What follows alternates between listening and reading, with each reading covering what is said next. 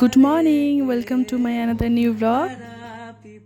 বাপরে যা গরম পড়েছে, আমার রাত্রে সেদিন ঘুমই হয়নি একদম। তো সকালে উঠতে অনেকটাই লেট হয়ে গেছিলো, প্রায় 9:30 বাজে। তো আমি ঘুম থেকে উঠে একদম ফ্রেশ হয়ে নিলাম। তো আজকে ভাবছি মুখে অল্প আইস লাগানো যাক।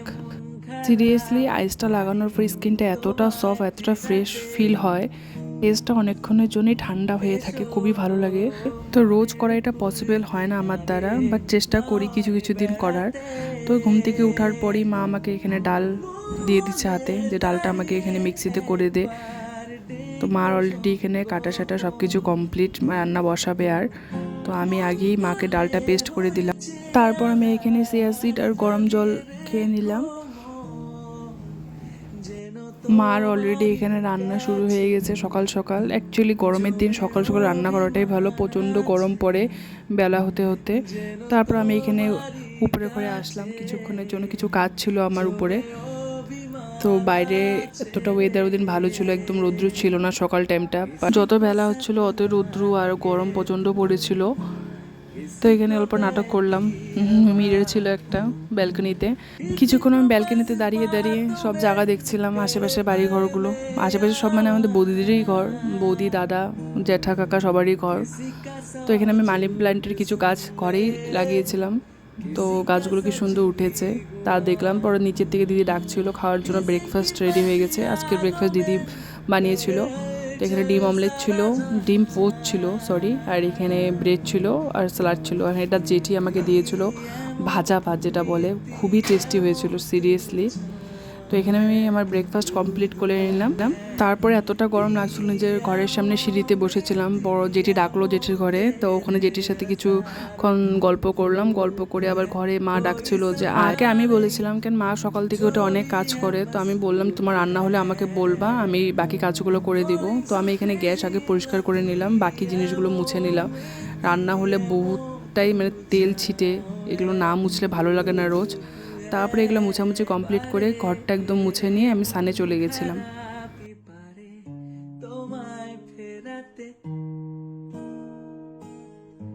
তো দেখো আমার এখানে স্নান একদম কমপ্লিট। তা এখানে অলরেডি দিদি ওরা আগেই স্নান করে নিয়েছে। তো আমি এখানে স্নান করে যতটুকু স্কিন কেয়ার করতে হয় অতটুকু করে নিয়ে তো আমি পুজো করতে গিয়েছিলাম উপরে। মাদেরকে বললাম তোমরা খেয়ে নাও, মা বললো না আয় একসাথেই খাবো। স্নান করতে রোজই লেট হয়, পুজো দিদি বা মা কেউ একজন দিয়েই দেয় আগে, বাট আমি বাবার মাথায় জল না ঢাললে আমার ভালো লাগে না। এখানে আমারও পূজা কমপ্লিট।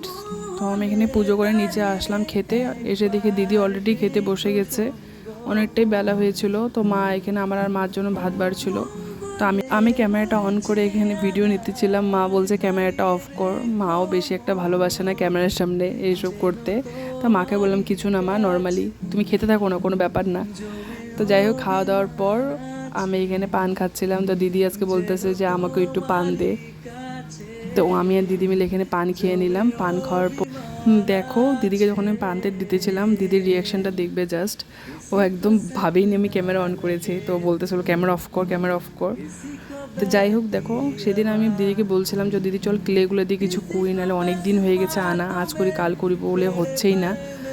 তো ফাইনালি সেদিন আমি ক্লেগুলোর কিছু একটা ঠিক কাজে লাগাতে পারছি।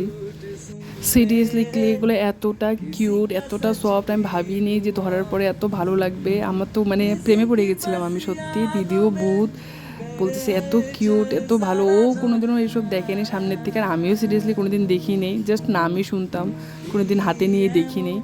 খুবই ভালো লাগলো। ভিডিও দেখে আমি ফুলগুলো ফার্স্টে ট্রাই করেছিলাম, খুবই সুন্দর হয়েছে। দেখো কি সুন্দর হয়েছে, কালার কম্বিনেশনগুলো খুব ভালো হয়েছিল। আমি আর দিদি দুজন মিলেই করেছিলাম পুরোটা। কি কিউট লাগে না দেখতে, ওয়াও। তো একে একে আমি সব ফুলগুলো রেডি করে তারপরে এখানে ফাইনালি আমি মিররে এসব সেট করছিলাম। তো আমাদের মিররটা ওই শেপের না, একটা ডিম শেপের। তো আমি কি করবো ভাবছি, দিদিকে বললাম বাদ দে, কাঠে লাগিয়ে দিই। সাইডে যে কাঠটা আছে আয়নাতে লাগানোর পর মেবি মুখটা দেখতে ভালো লাগবে না। তো দেখো ফাইনালি এত ভালো লাগছে দেখতে, সিরিয়াসলি আমি এখন দেখে আবার আমার আবার বানানোর ইচ্ছা করছে এসব দেখে।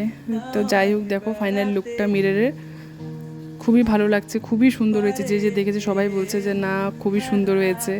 তো এখানে সন্ধ্যাবেলা তারপর এখানে দিদি চা খেয়ে নিল, আমিও চা খেয়েছিলাম, তো আমার ক্লিপটা সেভাবে নেওয়া হয় নাই। তো চা খাওয়ার পর আমি এখানে সব বাসনগুলো মেজে নিলাম। আর যে ওই সাইডে সিরিয়াল চলছিল, একবার সিরিয়াল দেখে একবার বাসন মাজি। তারপর আমি বাসন মাজা কমপ্লিট করে বাইরে আসলাম। বাইরে এসে দেখি পুচকিটা একটা যে লাইট বেলুনগুলো হয় না, জানি না কি বলে সেগুলোকে, মেলা চলছে যেহেতু আমাদের এখানে অষ্টমী মেলা, তো বেলুনটা নিয়ে এসেছিলো। তো ওই বেলুনটা দিয়ে আমি কিছু ফটো ভিডিও তুলছিলাম। এটা আমাকে বুনু আমাকে ভিডিওটা করে দিয়েছে। এগুলো নাটক, এগুলোকে স্কিপ করো জাস্ট। তারপর ও কাঁদছিল বেলুনটার জন্য, মা নিয়েছে ওকে কোলে, মা বলছে দিয়ে দে দিয়ে দে, পর ওকে আমি দিয়ে দিলাম। তা বাকি আমি আর কোনো ভিডিও করিনি সেভাবে। তো আজকের জন্য এতটুকুই। তো সবাই খুব ভালো থাকো, দেখা হবে নেক্সট কোনো ভিডিওতে। টাটা।